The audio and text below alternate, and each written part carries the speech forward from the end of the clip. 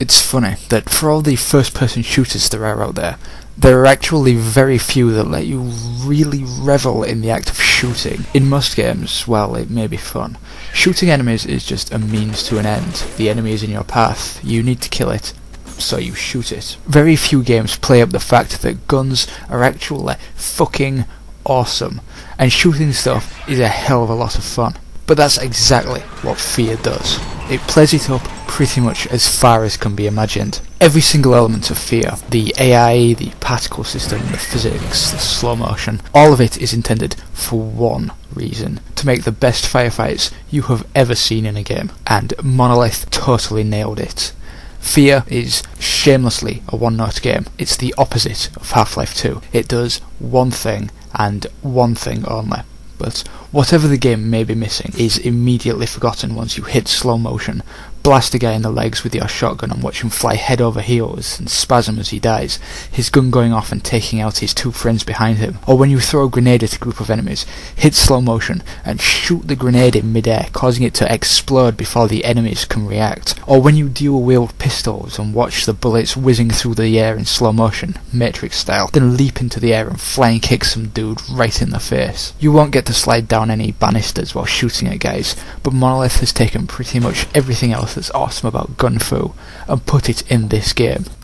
F.E.A.R, that's First Encounter Assault Recon, has you playing as a new guy in a special forces squad that deals with paranormal stuff. The story has you pursuing a rogue telepathic military commander who's co-opted a battalion of military clones, while a mysterious little girl is doing an impression of Lucy from Elf and Lied. Although most of the characters are extremely annoying and more than a little cliched, the story is exhaustive and intelligent enough that you should be interested all the way to the end, while also probably not being able to easily guess outright what's actually happening.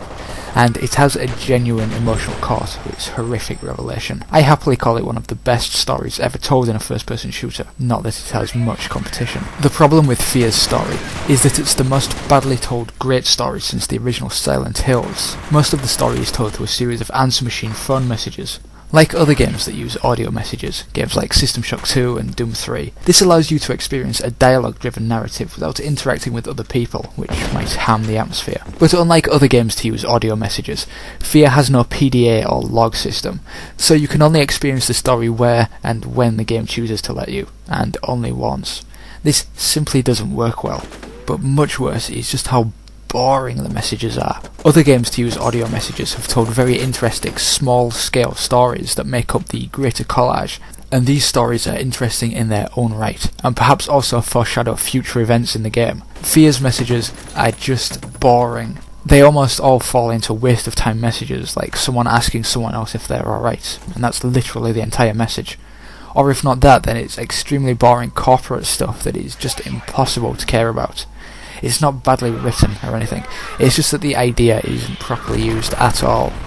It's a tragedy, because F.E.A.R's story really is something special. This is the perfect example of the great wall that exists between most stories and their storytelling, but it also serves as proof that even the most tediously told story can still be memorable and remarkable. And even if gun fu isn't your thing, F.E.A.R is worth playing just for its story.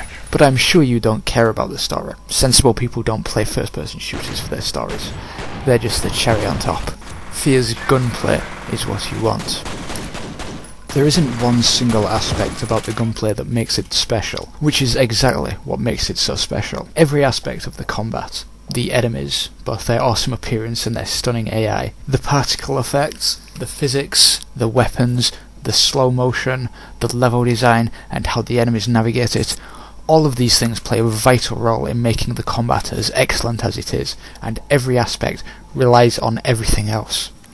You only need to play for a few minutes to see that F.E.A.R's AI mentality is almost wholly unique. In most games, the enemies will happily fall dead at your feet if they manage to knock 10 points off your health bar.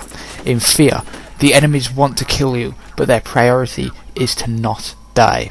When you encounter enemies, which tend to be found in squads of 4 or 5, they'll quickly scatter and take cover. They'll hide behind objects, they'll pull cabinets and boxes over to make cover or to block your path, and they'll try to retreat when wounded. This fact alone would make F.E.A.R's AI extremely impressive, but on top of that is their stunning pathing. The way they move around the environment is truly remarkable. They climb up and down ladders, leap through window frames or over gantry railings, and they love to flank you. And if it weren't for the fact that they give their position away quite a bit by chatting on their radios, you'd regularly find yourself being taken unawares as enemies circle around to attack you from behind. A lot of the level design plays into this as you fight in grid-like areas, whether it's a bunch of cargo trailers set out in a large outdoor area, or cabinets and cubicles indoors. You'll find quite a lot of areas that let the AI play as the cat rather than as the mouse. This is where the gunplay is at its most impressive. Rather than playing more conservatively as you become overwhelmed, F.E.A.R's slow motion encourages you to charge in headfirst, making the action even crazier. This is not a cover shooter. But a lot of F.E.A.R is made up of corridors, and while the combat is still extremely good in these areas, what good is a flanking AI when there's nowhere to flank? The non-corridor combat is just as exhilarating, and F.E.A.R's combat is just plain cool no matter the level layout. All I've said so far applies to the clone soldiers, but there are a couple of other enemy types to pad things out: an assassin who leaps around and can turn invisible, an Ed 209 style droid that is just fucking awesome, a private security force which sadly, but expectedly, seems to just be a reskin of the clone soldiers, and then a couple of other enemies. One of the biggest complaints levied against F.E.A.R is that for the extreme majority of the game, there's only one enemy type. But that's like saying there's only one type of vagina. People looking for variety are missing the point. There is a lot of weapon variety, though. You can only carry 3 weapons at a time, but there are regular opportunities to change. There's a pistol, which can be dual-wielded, which is awesome. A submachine gun, assault rifle, fantastic shotgun, a scoped rifle, some kind of nail gun, a rocket launcher, some exotic energy weapon, and more. Plus there are regular grenades, sticky grenades, and mines. And you can perform jumping and sliding kicks in addition to more traditional melee attacks, which take most enemies down with one blow. It's a great selection of weapons, and you have a great variety of attacks, which works well with the creativity encouraging slow motion to make the combat all the more enjoyable and crazy. Slow motion really is the star of the game. You trigger it at will and it lasts for a few seconds. While in slow motion, everything moves slower, including you, but your mouse speed isn't altered, meaning you can quickly pick out and take down targets while they're still scrambling for cover. It's in slow motion that you'll fully appreciate all the combat awesomeness. Shelves are stacked with junk that goes flying through the air as they're hit. Almost everything you shoot kicks out dust. Bullets leave trails through the air and glass shatters. Remember the lobby scene from The Matrix? F.E.A.R evokes similar feelings as you smash up the environment in every single firefight.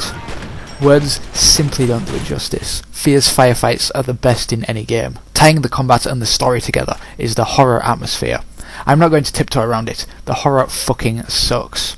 It's all tedious shock scares, and not particularly creative ones either. Things start out mildly interesting, with tiles falling off of walls or dudes turning into dust, but things quickly become stupid and generic. Lights going out, doors closing by themselves, little girls popping out at you. Thankfully, Monolith's sense of pacing is impeccable, and the horror elements are both relatively infrequent and also completely isolated from other aspects of the game. In other words, the crappy horror doesn't get in the way of the awesome gunplay. Although the general look of the game is pretty bland, with its stale, sterile, samey environments, the engine is pretty spectacular. The character models are magnificent, and the lighting makes me feel all tingly every time a light source is hit during a firefight and starts swinging around, casting gorgeous dynamic shadows around the room. There's some fantastic music in the game, most of which feels heavily inspired by television and film scores. There's some heavy drum music very reminiscent of Bear McCreary's Battlestar Galactica soundtrack, and a lot of the general themes are riffing quite strongly on Predator's score. Some of the other pieces are droning, jagged sounds that don't really count as music, but somehow are, and are really great for the ambience. It's all pretty good. Similarly impressive are the sound effects, particularly, as you might expect, the meaty weapon sound effects, and it's an especial pleasure to hear the tinkle of shell casings hitting the floor shortly after the last enemy dies, and all else is silent. F.E.A.R only has 2 flaws. Its crappy horror and its poor storytelling, and some would argue the latter is irrelevant in a shooter. Nevertheless, everything else, its AI, its combat, its story, its enemies, its sound design, its music, and everything else is excellent, making for some perfect combat. I get the feeling that as such a one-note game, F.E.A.R probably won't be remembered in 10 years' time, but it really ought to be.